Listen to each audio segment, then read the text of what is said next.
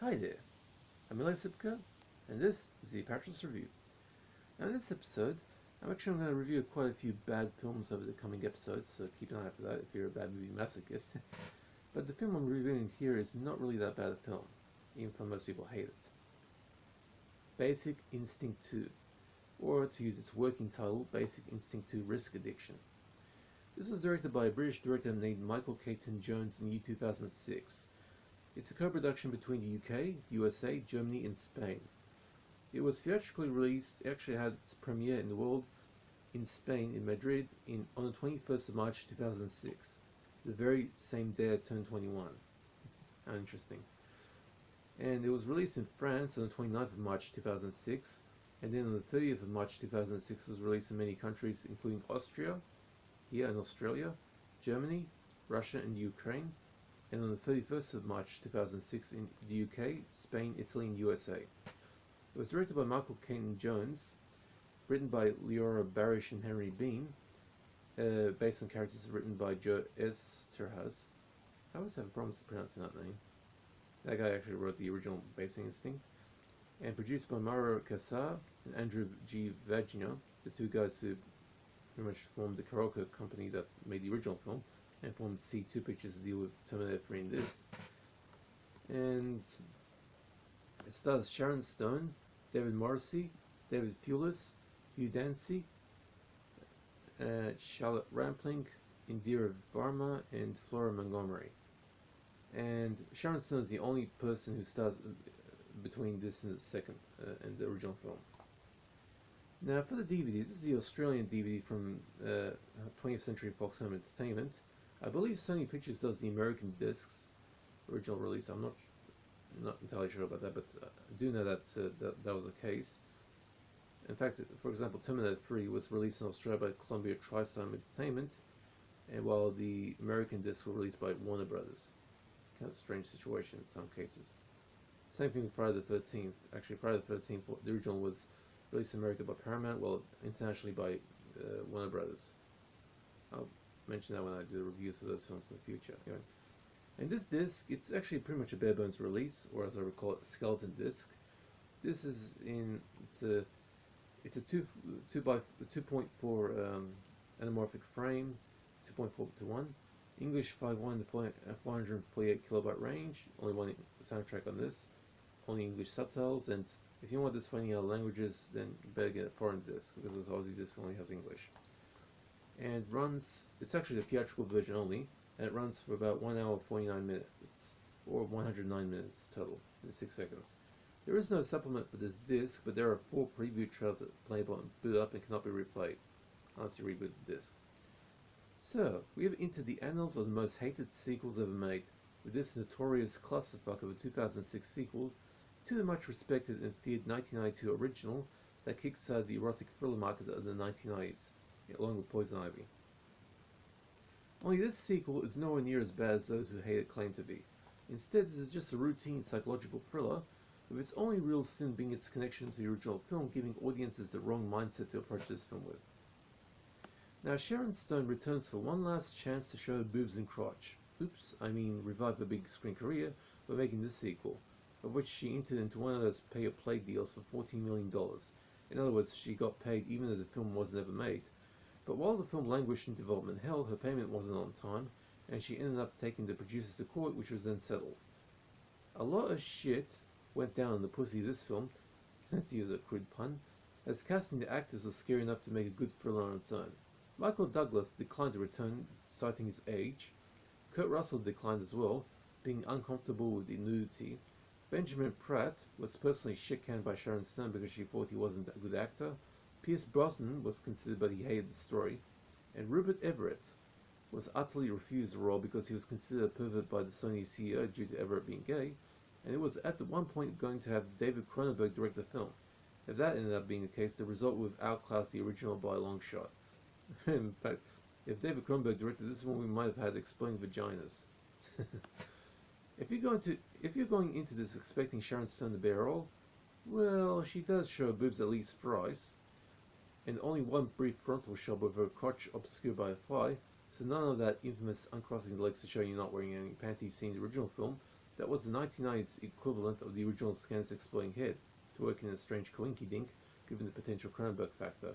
In rewinding the VHS and using slow-mo viewer hijinks that wore out the original VHS tapes of this film back in the day, but nothing more than that. As for the story, well, it's not the packet of cheese twisties that the original was written out for being, with bisexual novelist Catherine Tramell living in London, where she's once again in trouble with the law, after a ridiculous stunt where she's having sex with a drugged-up footballer while she's driving her expensive car at 110 kilometers per hour. Personally, I've gone much faster than that, causing it to crash off a bridge into the River Thames. I distinctly remember watching that scene thinking, what a fucking idiot she used to do that. Anyway, Tremel survives the crash, but fuck buddy doesn't. Or for the look on his face as the car is sinking is worth the price of buying the DVD if the film does nothing else of value other than middle-aged Sharon Stone nudity, only to be hounded by the local fuzz, particularly a fierce detective with a nasty reputation being considered a dirty cop by local tabloid reporters. Although that could ultimately be nothing given the fact that the British tabloid press are quite literally the scum of the earth. And Scotland Yard gets one of their shrinks to assess her. The shrink figures that Tramell has a risk addiction. She's addicted to taking insane risks just to prove her apparent invulnerability. And after she gets out, Tramell decides to use this as research for her next book. By playing mind games with the shrink, his ex-wife, his female fellow shrink friend, the nasty cop, even to half the bottom-feeding tabloid press in the city. As the nasty cop puts it, when it comes to mind-fucking, she's a genius. Soon the bodies start piling up, and Tremell's mind game victims begin to lose their sanity, as she takes pleasure in fucking them over, both mentally and in the bedroom. It's pretty thorough. Now the story goes along with a much more subdued manner than the legendary original 1992 Skin Shocker, but at least the twists here are more plausible than that of the original. The audience go along with one character's version of what the fuck is going on, until Sharon Stone, who is the best performer in this film, she really has a field day with a trademark role here, gives a pretty compelling alternate version of what the fuck is going on, until the subtle reveal in the end that what we were starting to think was what the fuck is going on turns out to not be what the fuck is going on, and it turns out the initial for what the fuck is going on could very well be the true definition of what the fuck is going on, if you catch my drift. I'll leave you to figure out what the fuck is really going on for yourself, but I'll give you a hint. Trust your first impression, since the movie pretty much spoils it by the opening scene alone. If that fails you, the autograph at the end is a dead giveaway.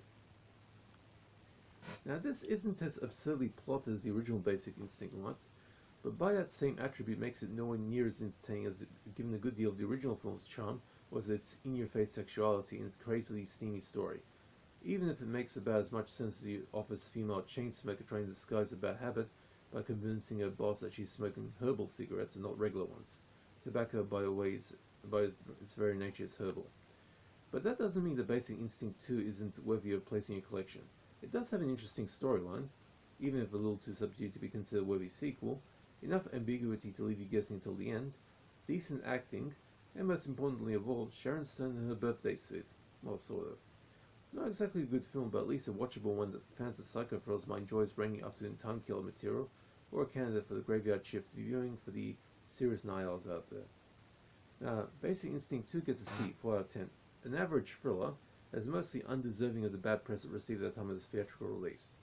If you're going into this watching it as a Basic Instinct sequel, forget it.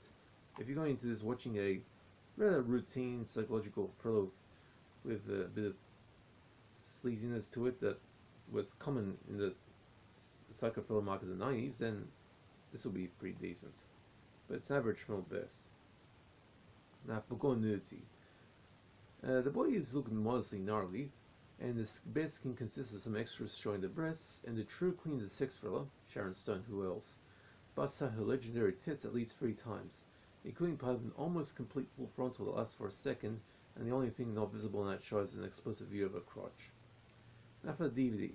This was released on DVD in Australia by 20th Century Fox Home Entertainment, which took over the Australian DVD rights for this.